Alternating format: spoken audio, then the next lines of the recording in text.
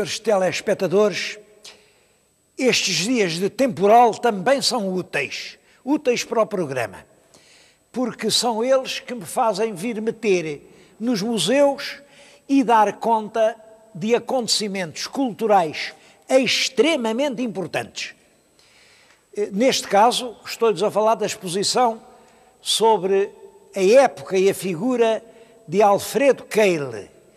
Está aqui na Galeria do Rei Dom Luís. A Galeria do Rei Dom Luís, toda a gente sabe, fica em Lisboa, no Palácio da Ajuda, e é um serviço do IPAR, um dos mais úteis serviços do IPAR, porque serve para dar lições assim ilustradas, lições à população e lições muito participadas. Tem havido aqui exposições com mais de 20 mil visitas, em que se apresenta uma figura ou uma obra e depois se ensina uma época. É a melhor maneira de ensinar história. Neste caso, a figura é o grande Alfredo Keil. Falar de Alfredo Keil é evocar pelo menos 50 anos da história de Portugal. A história que vai desde 1856 até 1907, o ano em que ele morre com um cancro na garganta. A grande maioria dos portugueses só conhece Alfredo Keil por ser o autor da música da Portuguesa. A Portuguesa é hoje o hino nacional. Agora, foi muitas outras coisas. Alfredo Keil é uma figura muito complicada, uma figura que cada um interpreta ao seu modo, e isso é que torna a obra de Keil e a figura de Keil um tema fascinante. Eu dou os meus parabéns à Galeria Rei Dom Luís por ter apresentado ao público português o Keil em todos os seus aspectos. Eu queria-lhes falar hoje do Keil e começo por aquele retrato porque para mim é muito importante. Como vê, está ali um senhor importante, de sobrecasaca, está uma senhora e está um menino. O menino tem 6 anos e chama-se Alfredo Keil. A senhora é a Maria Josefina Stelflug. Ela era filha de uns alemães que iam a fugir da Alemanha, o navio naufragou e, portanto, o pequeno Stelflug veio para Portugal e aprendeu o ofício de sapateiro. E depois, é filha dele, de um sapateiro, tinha loja ali na Rua do Alecrim, mas era um sapateiro muito bom. Ninguém fazia botas como o senhor Stelflug. Bom, um sapateiro perfeito, um sapateiro alemão. Bom, e essa menina, quando estava na idade de casar, conheceu um outro alemão. Esse não era sapateiro, mas era alfaiate. Também um alfaiate muito bom. Não havia ninguém que fizesse uma casaca ou uma sobrecasaca com o talento das mãos daquele alfaiate. Chamava-se João Cristiano Keil e tinha a alfaiataria ali no Chiado. Era tão bom que o rei ia lá mandar fazer os fatinhos. E ele até pôs um letreiro, alfaiate, com as armas do rei de Portugal e a dizer que é a alfaiataria do rei. Claro, naturalmente, num país como o nosso, se ia lá o rei, também lá iam os senhores ministros, e os senhores duques, e os senhores marqueses, e os senhores condes, e os senhores viscondes, e os senhores barões, e os senhores capitalistas, e toda a gente que queria parecer alguém, ia mandar fazer um casaquinho na loja do senhor que fazia os casaquinhos do rei. Os portugueses foram sempre assim. Bom, e ali está, quem vem ali é de pé o alfaiate Keil e sentada a filha do sapateiro Stelflug. E o fruto daquele par vai ser o ilustre pintor Alfredo Keil.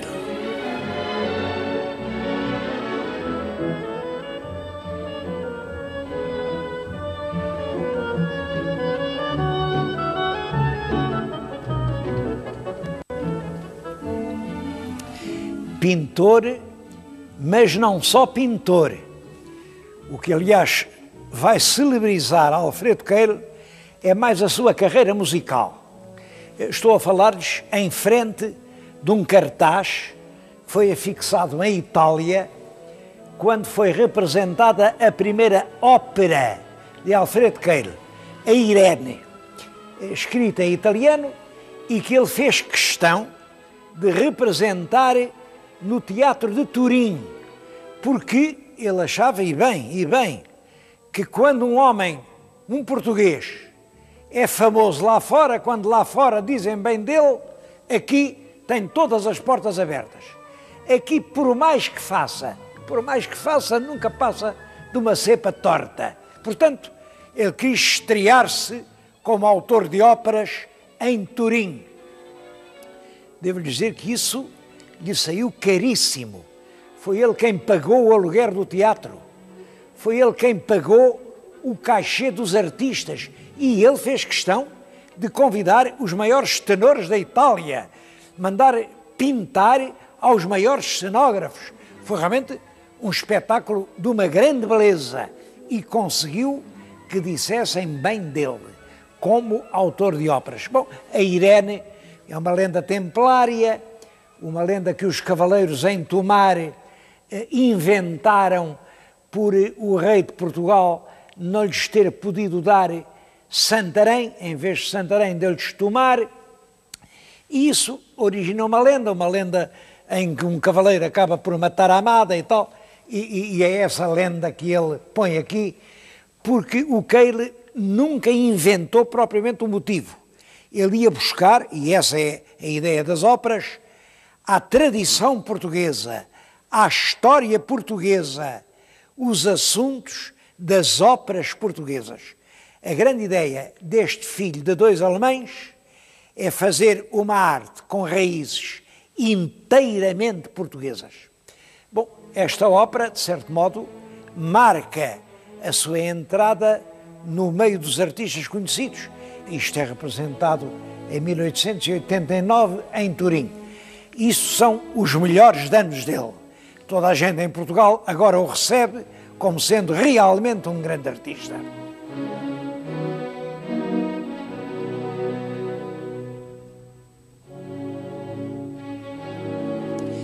A primeira ópera de Alfredo Keil foi A Dona Branca.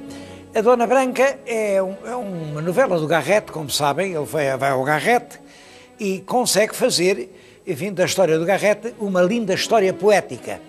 Ela passa em Lisboa em 1889 e agradou. As pessoas estavam ávidas de coisas portuguesas, o Garrett ainda estava muito na saudade portuguesa, por o Garrett em ópera, toda a gente gostou da Dona Branca. Bom, e o ano que se segue, 1890, é o grande ano da vida de Alfredo Keil. Ele não era, como já lhes disse, não era só músico, também era pintor, enquanto nos intervalos das músicas dedicava-se a pintar. E em 1890 faz a sua primeira grande exposição. Onde?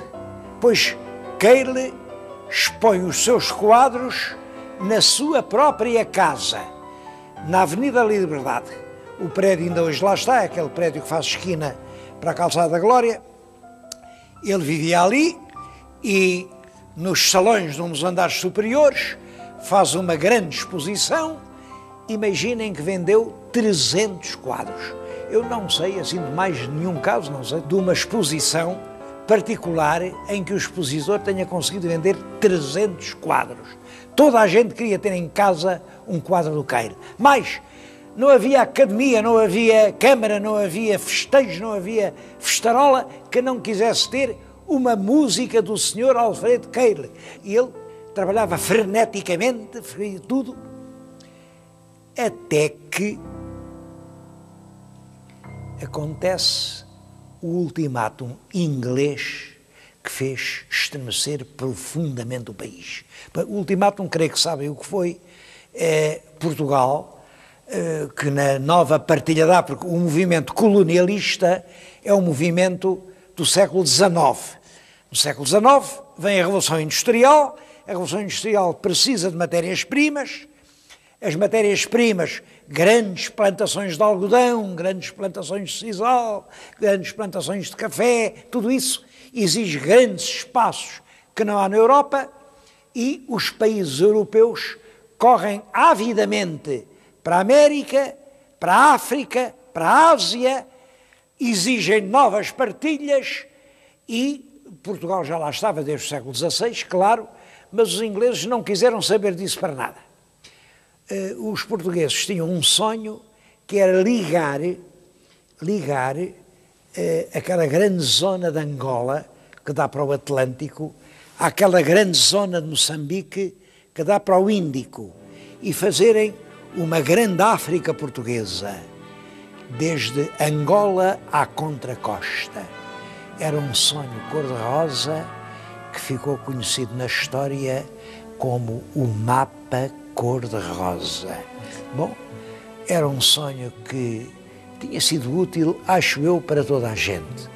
Só que nessa altura os ingleses já tinham outro sonho. Era um sonho que ligava o Cabo da Boa Esperança, cá embaixo, o extremo sul da África, com o Egito, o Cairo. Era o projeto do Cecil Rhodes, do Cabo ao Cairo. Ora, é claro, para ligar uma África do norte ao sul, era impossível o projeto português que ligava uma África deste a oeste. Não podia ser. E, portanto, os ingleses mandaram-nos o ultimátum e disseram: os senhores fazem favor, retiram imediatamente as tropas que têm lá no meio da África entre Angola e Moçambique. Ou então, um cruzador que já está num porto da Galiza irá a Lisboa cumprir as ordens de Sua Majestade. O que é que a gente havia de fazer? Íamos fazer uma guerra com a Inglaterra? Bom, e portanto o governo cedeu, mas com isso o país, toda a opinião nacional teve uma intensíssima comoção, vieram multidões para a rua, partiram as montas das lojas inglesas, olha, foram ali ao Largo de Camões e cobriram de crepes pretos a branca estátua de Camões. O país foi uma emoção sincera, porque estávamos nessa altura a viver um período de patriotismo ardente. Bom, e somos obrigados a retirar do centro da África. Toda a gente estremece. E o próprio Alfred Keil, apesar de filho de alemães, também sentiu dentro da alma vibrar essa angústia. E corre para o piano, senta-se ao piano, está aqui o piano, está ali a pauta, e ansiosamente nas teclas do piano toca.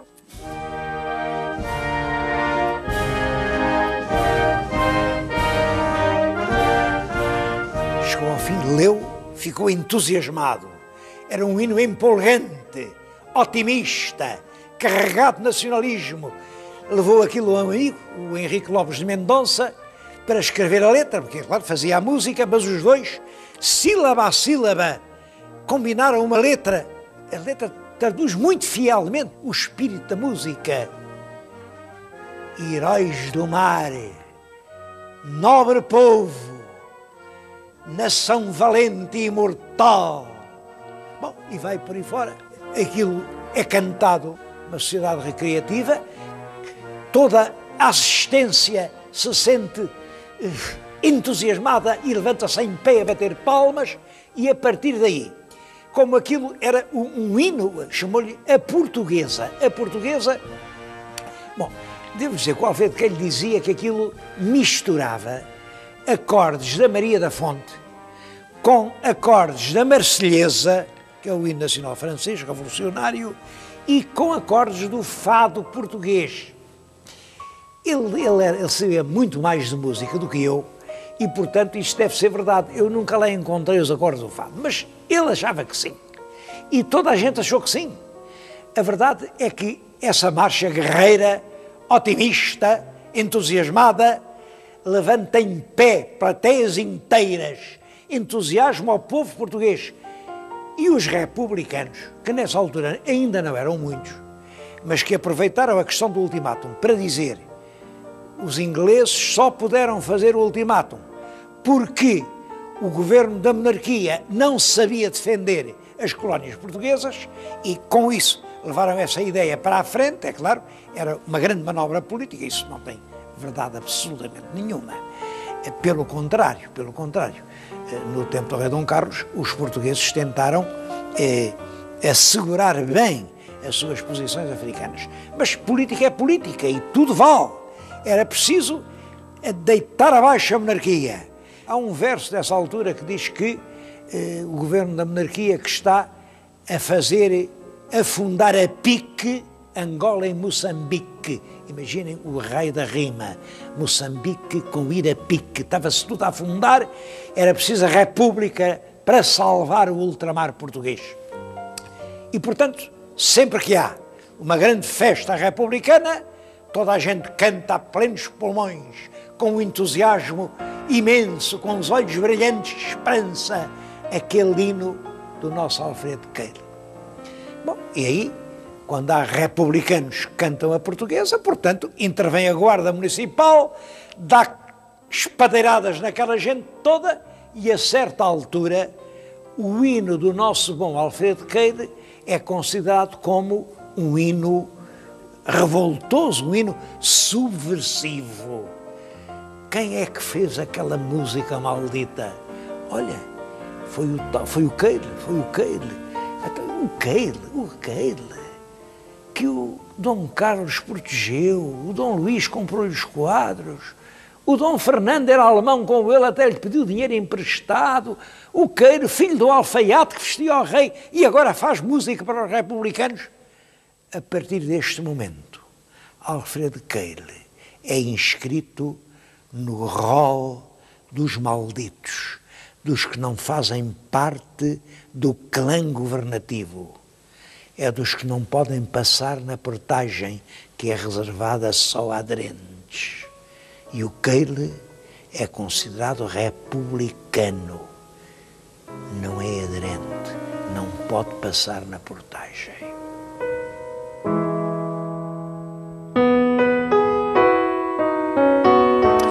O pintor da moda começa assim a deixar de estar na moda.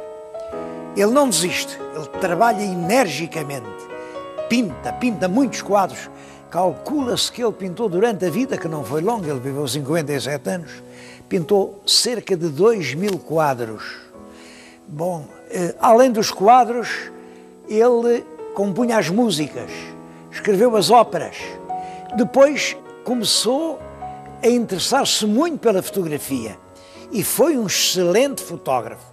Aqui mesmo nesta exposição podem ver fotografias que são obras-primas para os meios que havia na época. Está ali a exposição de Paris, de 1900, quando se inaugurou a Torre da Eiffel. Que belíssima fotografia. Andou por Veneza, que fotografou, por Florença, lá está o Ponte Vecchio, Roma, o Fórum de Roma.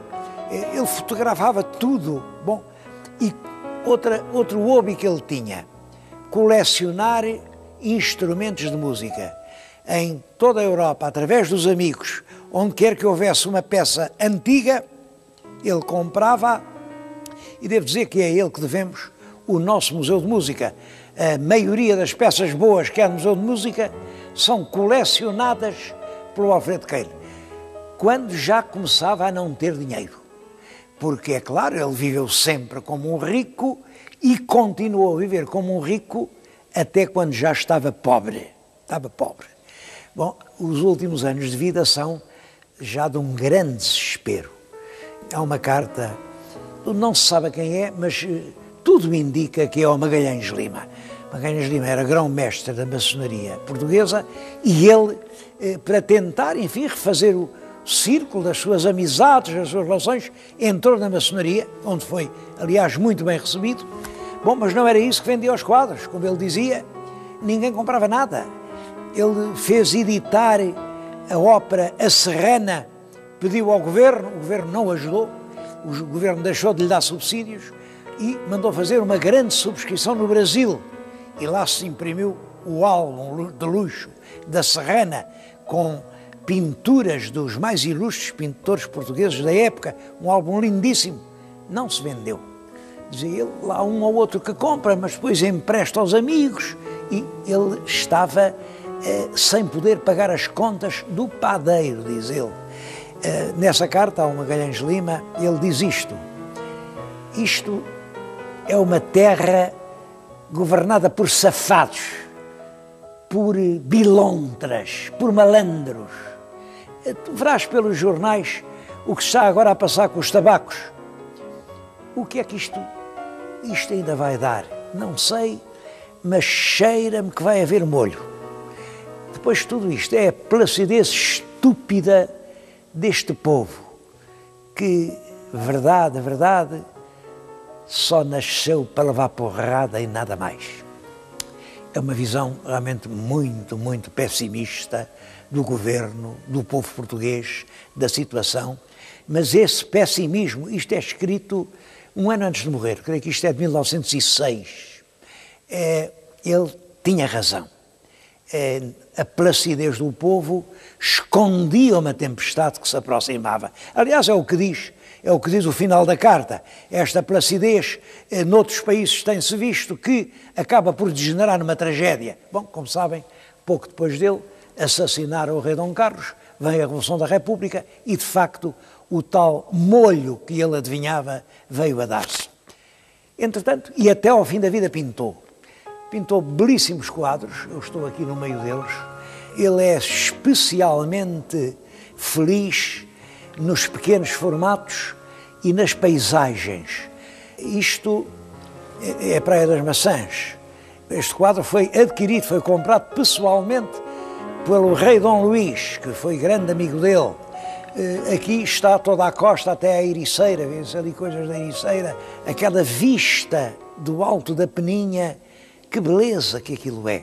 Bom, as atmosferas marítimas têm uma limpidez.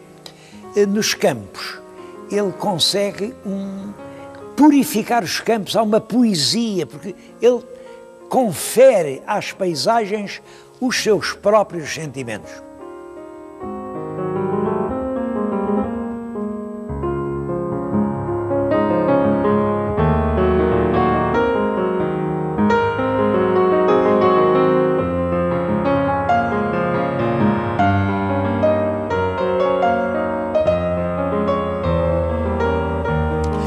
Alfredo Keil não gostava muito de pintar retratos. Um dos poucos que se conhecem é este, que é o retrato dele próprio. Bom, mas é muito curioso, reparem, ele está vestido de espadachim do século XVII, com um chapéu de plumas, o florete cai por terra e ele, numa atitude de desalento, de espadachim vencido, já não pensa mais em combater. É uma imagem realmente autobiográfica. É daquela carta, exatamente daquele momento. Por esta mesma altura ele estava a pensar em fazer mais uma ópera. É curioso, exatamente 10 anos depois de ter composto a Portuguesa, que foi a sua glória, ele pensava em compor uma ópera que teria sido a sua desglória, porque era realmente uma história de faca e alguidar. Era uma ópera chamada Simão o Ruivo. O Simão era um homem muito mau. Foi lá a uma casa onde estava uma velhinha ceguinha, tinha uma neta pequenina, uma neta muito bonita, a Luizinha, e o maroto do Simão o Ruivo, roubou a menina, violou a menina, depois estrangulou a menina, mas depois veio lá a mãe da menina e disse: maroto, tu não sabias que essa menina era tua filha? Quando tu me violaste a mim, foi essa menina que nasceu. E então A mãe da menina violada pega numa grande machada e degolou a cabeça de Simão. E esta atrapalhada acabava com o público todo a dizer em coro: bota abaixo a cabeça do Simão. Bota abaixo a cabeça do Simão. Toda a gente sabia que o Simão era o rei Dom Carlos. Era, portanto, uma obra paralela do Caçador Simão. Foi esse tipo de propaganda nascida realmente do ódio, das injustiças, que conduziu à morte do rei, que não foi bem para ninguém. Este retrato de desalento é mais uma imagem dessa personalidade rica de aspectos, tão positiva em muitas coisas, que foi Alfredo Keil. A exposição está aberta até ao fim do mês de março e acho que o senhor telespectador, se se interessa realmente pela arte e pela história, não deve perder esta excelente ocasião de conhecer Alfredo Keil.